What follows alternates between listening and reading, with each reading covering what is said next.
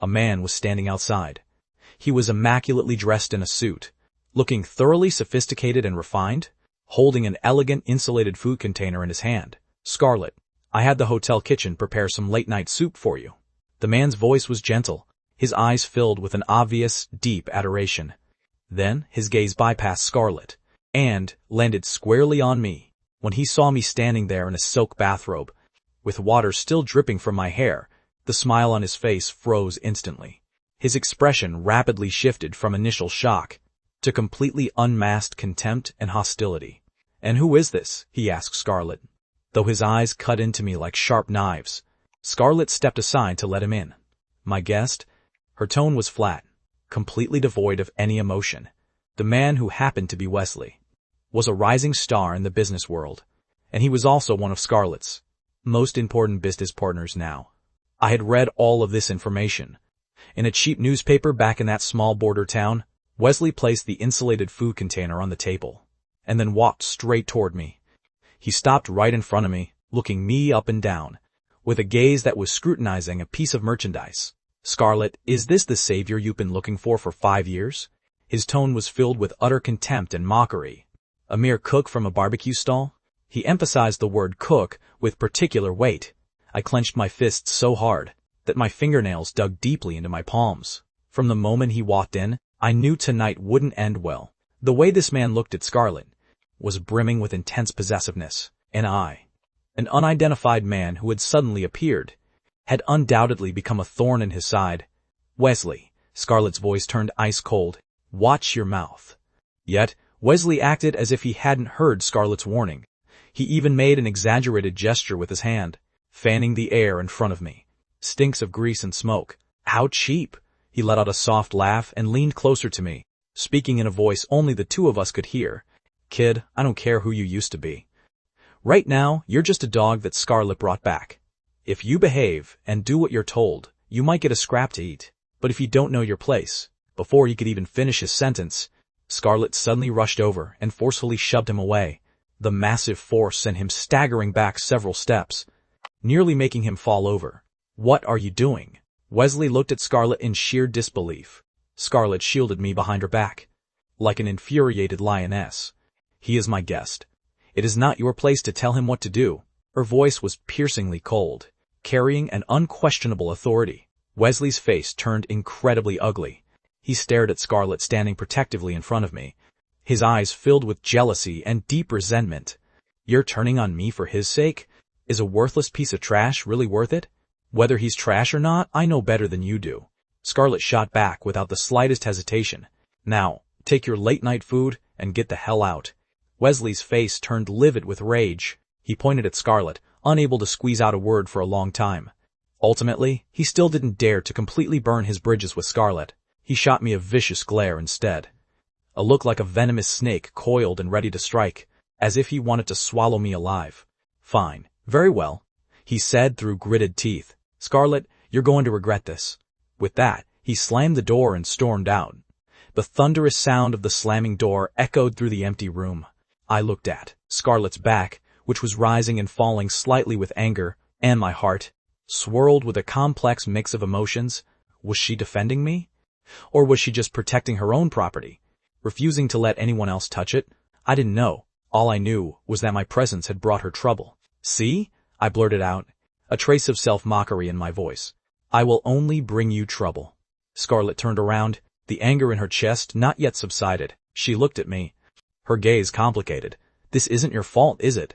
I curled the corner of my mouth. If I were still the Ethan from 5 years ago, would he ever dare speak to me like that? My words were like a thorn, stabbing deeply into Scarlett's heart, as well as into my own. Yeah, if I were still that all-powerful crown prince of the elite financial circle, who the hell would Wesley think he is? But right now, I was just a barbecue stall owner, a failure who couldn't even respect himself. Scarlett fell silent. The atmosphere in the room grew heavy and suffocating once more. I didn't want to stay here anymore, tolerating her pity while being humiliated by her suitor. "I'm leaving." I stated once again. "I already told you, you can't leave." Scarlett's attitude remained unyielding. "Why?" I practically screamed at her. "What on earth do you want to get from a broken man like me? If you want to repay a favor, I don't want your money. and I already gave my life back to you. What more do you want?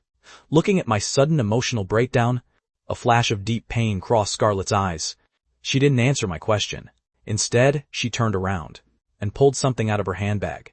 It was a piece of paper that had already yellowed, yet was meticulously folded. She unfolded the paper and held it out in front of me. The moment I saw that paper, my breath completely hitched.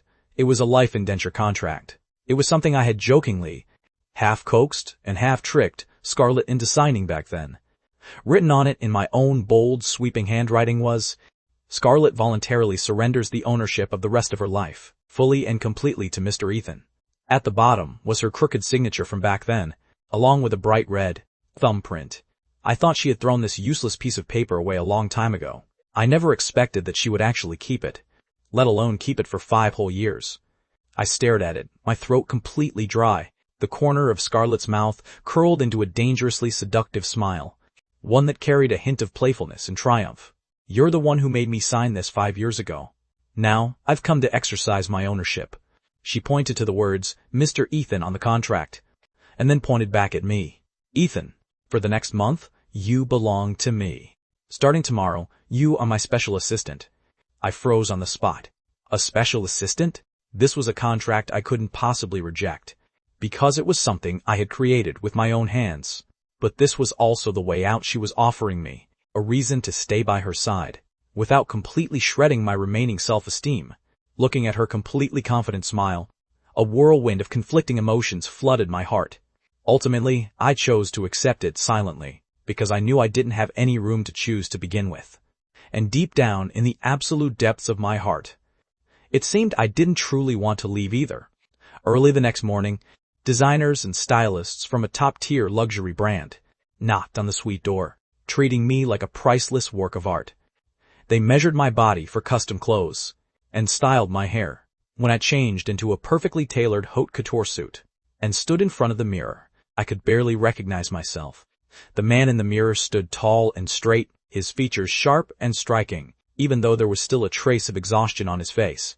From living at the bottom of society for so long, the noble aura belonging to the crown prince of the financial circle had already returned by 70 or 80%. It felt as if those past 5 years of a miserable, pathetic life had been nothing more than a bad dream. Not bad, Scarlett's voice rang out from behind me. She was wearing a sharp, professional white skirt suit, with her long hair elegantly pinned up, radiating an absolute, commanding presence. She walked a slow circle around me, and nodded with immense satisfaction. This is the Ethan I know. In her eyes, there was an unmasked fixation and a profound pride.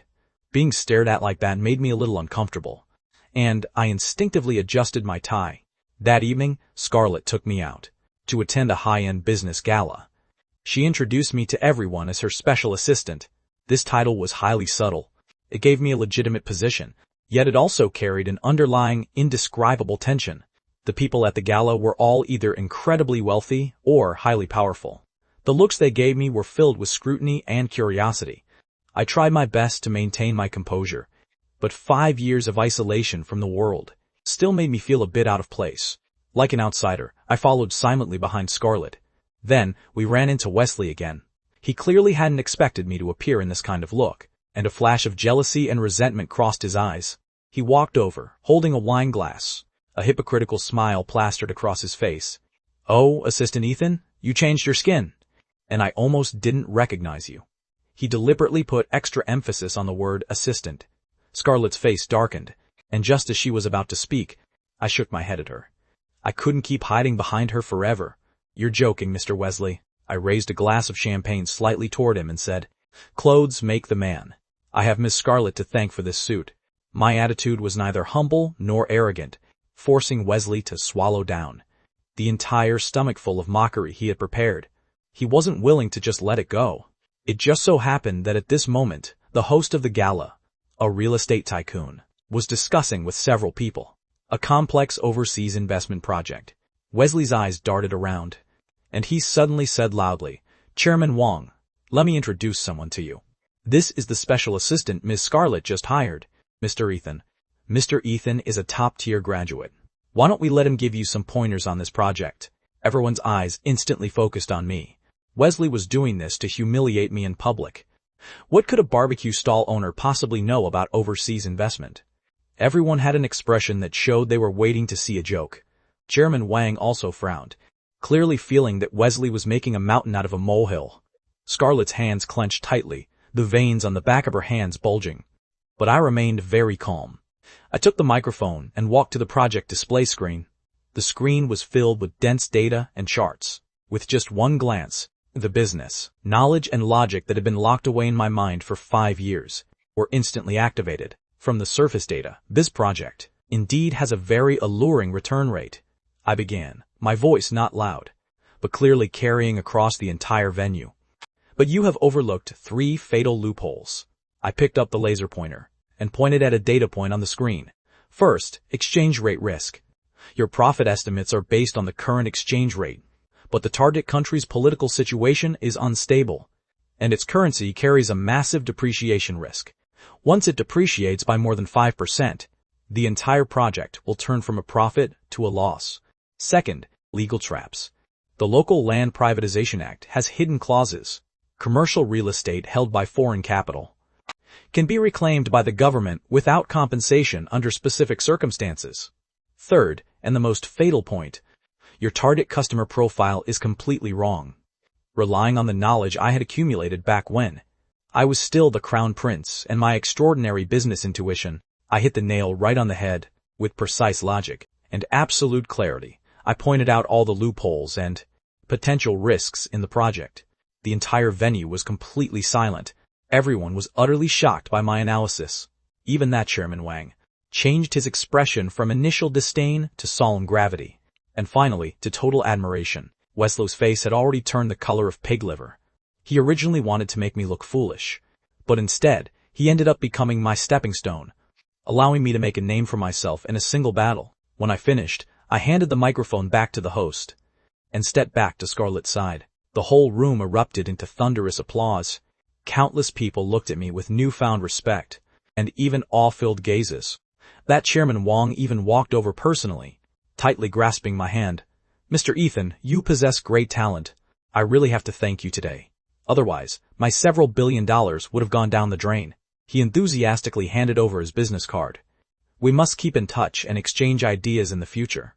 As I dealt with all this enthusiasm, my gaze involuntarily drifted toward Scarlett. I saw the completely unmasked, near-fanatical pride and obsession in her eyes, right against my ear. In a voice only the two of us could hear, she whispered softly, "Tonight, you look delicious." My heart skipped a beat. Showing my competence at the gala allowed me to quickly secure a solid foothold in Scarlett's company. Those who used to look at me with scrutinizing and dismissive eyes were now exceptionally polite to me. Scarlett seemed very satisfied with this result.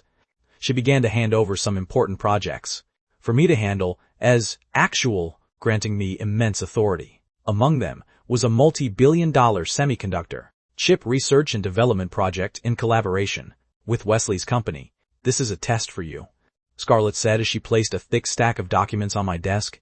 "And it is also your opportunity." I understood what she meant. If I could handle this project well, I could completely rid myself of any suspicion of being a kept man and truly become her right-hand man in her career. But I also knew this project wouldn't be easy. Wesley had been publicly humiliated by me at the gala, losing all his dignity. He would never just let the matter drop.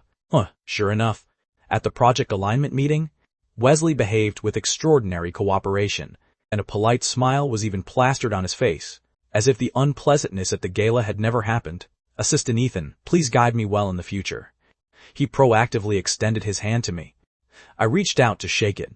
His palm was completely cold, and deep in his gaze, there was a trace of hidden malice that was hard to detect. "You're being too polite, Mr. Wesley. Let's learn from each other." Over the next few days, the project progressed with extraordinary smoothness.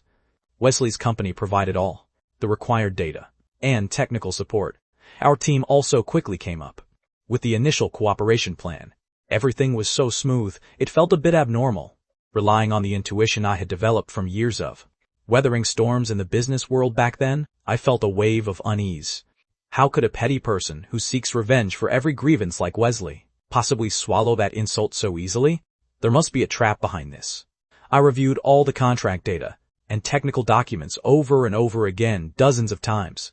Finally, late one night, I discovered a loophole that was almost impossible to detect in a core technical parameter that Wesley provided to us. He had altered a single digit 6 places after the decimal point.